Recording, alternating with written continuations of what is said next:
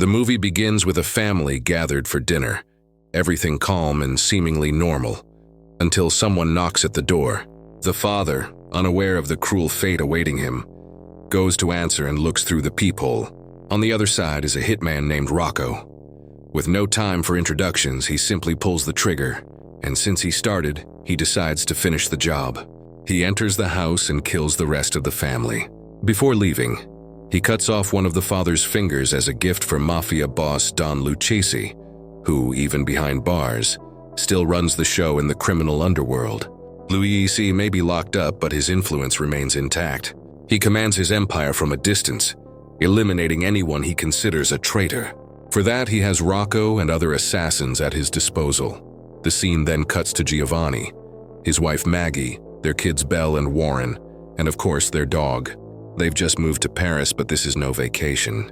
The family was forced to vanish after cooperating with the FBI, helping expose the Mafia's crimes, including those of Don Lucchese. In other words, Giovanni became a snitch. As expected, the boss didn't take it well and put a price on their heads, sending Rocco to take care of the situation. Once in Paris, the FBI provides them with new identities so they can blend in. Belle and Warren are enrolled in a local school to reinforce the facade of a normal family. But it's hard to look ordinary when FBI agents are tailing you 24/7. A few days later, life follows the usual script. Belle and Warren try to fit in at school, while Maggie goes shopping. Giovanni, with little to do, explores the garage and finds an old typewriter that still works. Meanwhile, at the supermarket, Maggie receives a hostile welcome from the cashier and some customers. Pure xenophobia. She smiles, pretends not to care, but instead of venting in a normal way, she opts for something a little more creative. She grabs a can of gasoline, some flammable materials, and without making a scene, leaves a little present for the establishment. Minutes after she walks out, surprise. At school, Belle and Warren do their best to act like normal students. The problem is, as the new kids, Warren quickly becomes the favorite target of local bullies. But he'd seen this movie before. Instead of running or fighting back right away, he let them rough him up. A free show for the tough guys. By lunchtime, he showed up in the cafeteria with a bruised face, but otherwise fine. Warren knew how to take a beating without getting seriously hurt. A peculiar talent. Belle didn't even blink. They'd switched schools so many times that this kind of scene was just another Tuesday. Besides, Warren had a knack for reading people.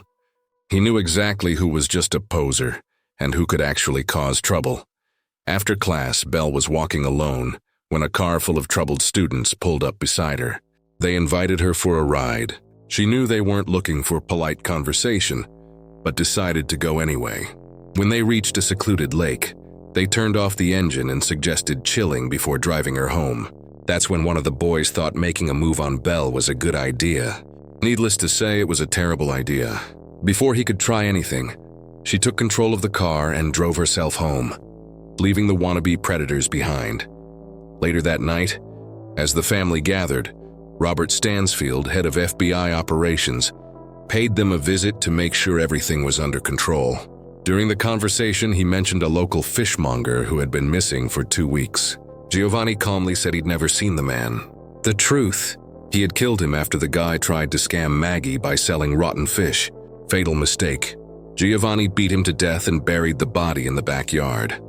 Robert left without suspecting a thing, but warned that if any news came up about the disappearance, he expected to be informed. That night, Giovanni woke up drenched in sweat. In his nightmare, he was surrounded by Lucchese's henchmen, all pointing guns at him. To calm himself down, Giovanni did what any nostalgic ex-mobster would do. He grabbed the old typewriter he had found in the garage and began recording his story. In the middle of it, he decided to list 10 reasons why he could still consider himself a good person. The problem was that none of those reasons made sense to someone with a normal life, and they definitely weren't examples anyone should follow. While reflecting on his questionable morals, the doorbell rang. A plumber had arrived to fix a problem in the house, or rather to test Giovanni's patience. First, he showed up more than 2 hours late without an apology. Then he wanted to charge for unfinished work, and even asked for an extra fee if Giovanni wanted him to speed things up. Giovanni's patience, never his strongest trait, snapped. He grabbed a baseball bat and assaulted the man. The plumber had a rough night, but at least he survived, which was progress compared to the fishmonger. Feeling a rare pang of guilt, Giovanni took him to the hospital and made up a ridiculous excuse. The man had fallen down the stairs, except he had 12 broken bones and his throat was so damaged he could barely speak. The story didn't hold up. The doctor looked at Giovanni like he already knew the truth, but decided it wasn't worth arguing. Meanwhile, Maggie was busy with her own secret mission. She crossed the street to a supposedly empty house, which was actually the base of the FBI agents assigned to watch over the family. Her goal wasn't explosions or confrontations, it was food. While Giovanni solved his problems with violence, Maggie won over the agents with home-cooked meals, small gestures that ensured the feds kept watch without complaining too much. Warren, on the other hand, had a plan. After being targeted by bullies at school, he decided it was time to take control. He made a strategic deal. He'd trade homework answers for rare collectible cards. But the real prize wasn't the deck. It was the alliance with a muscular student who could act as backup when revenge time came. Warren didn't stop there. He decided a little financial investment would help the cause, so he stole medicine from the school pharmacy and sold it on the student black market. On the chosen day, Warren and his crew ambushed the bullies. The result proved that underestimating a mobster's son is never a good idea.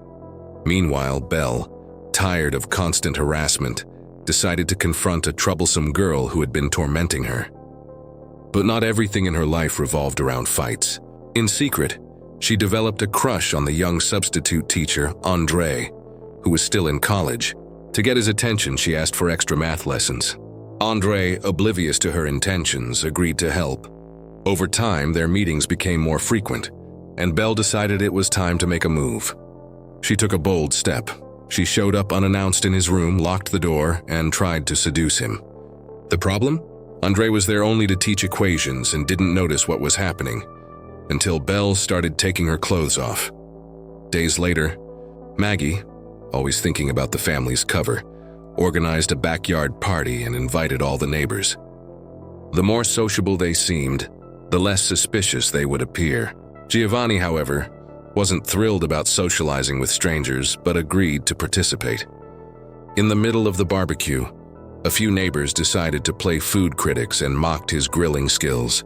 Giovanni, whose patience was already thin, imagined pressing one of their faces against the hot grill. But in a rare moment of self-control, he just smiled and kept turning the meat. After all, a party without homicide always kept the FBI more relaxed. During the gathering, Robert discreetly moved around with sharp eyes, making sure nothing went out of hand. After a month in their new town, Giovanni and his family realized they had a bigger problem than just keeping up appearances. The tap water looked more like sewage. The neighbors complained too, but no one did anything. Ever practical, Giovanni decided to fix the issue. First, he tried the civilized route and went to the mayor's office. The response? A long speech and zero solutions. Out of patience for bureaucracy, he went to the water department and discovered the culprit: a chemical fertilizer factory dumping its waste carelessly. So Giovanni did what any responsible citizen would do. Of course, if that citizen weren't an ex-mobster with zero tolerance for incompetence. He went straight to the factory and confronted the owner, who shamelessly brushed off the issue as if it were nothing. Giovanni solved it his own way. He built a time bomb, planted it in the factory, and to avoid FBI suspicion, set the explosion to go off while he was at home. But something was still missing: a good old-fashioned beating for the businessman. Now the mission was complete, with Giovanni's personal touch. Meanwhile, at school, Warren received an apparently simple assignment: come up with a motto for the student newspaper. He racked his brain until he remembered an old saying from his childhood, heard during a Mafia gathering.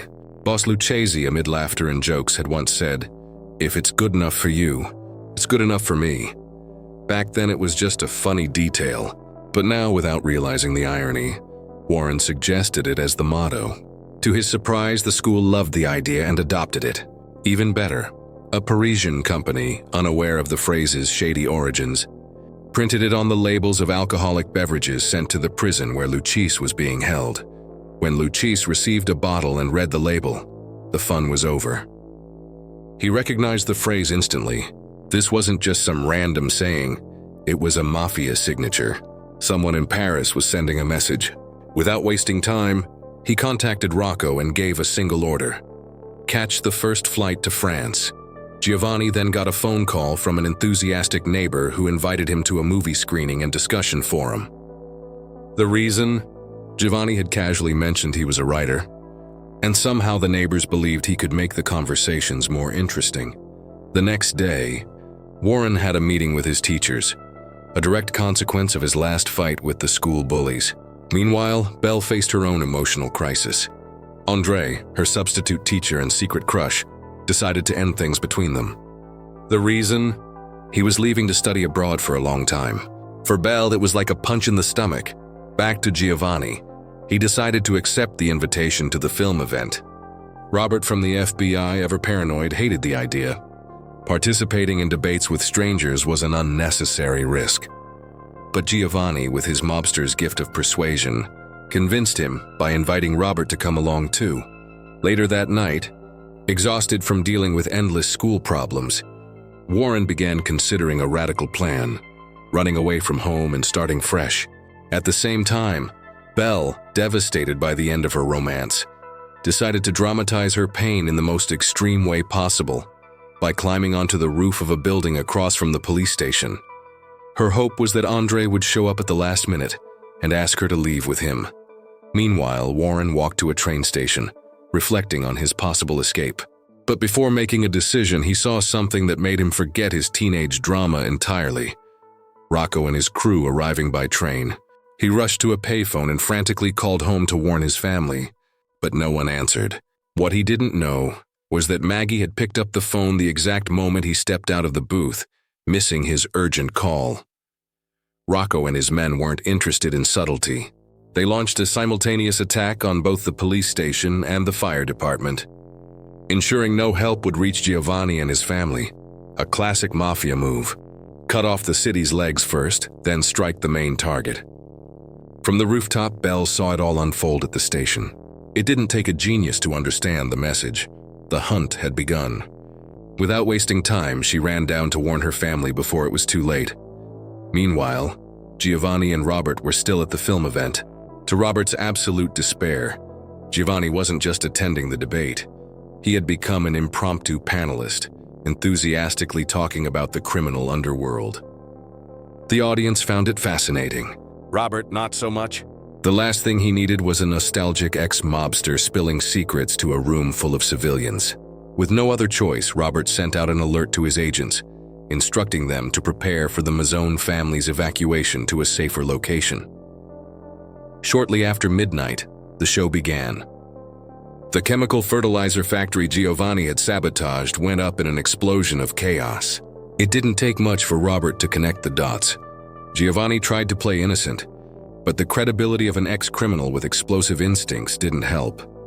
Not willing to take risks, Robert shoved him into the car and drove him straight home, ordering him to stay put and do absolutely nothing, at least until the FBI decided on the next move. With Giovanni parked at home, Robert headed to the police station to investigate the explosion.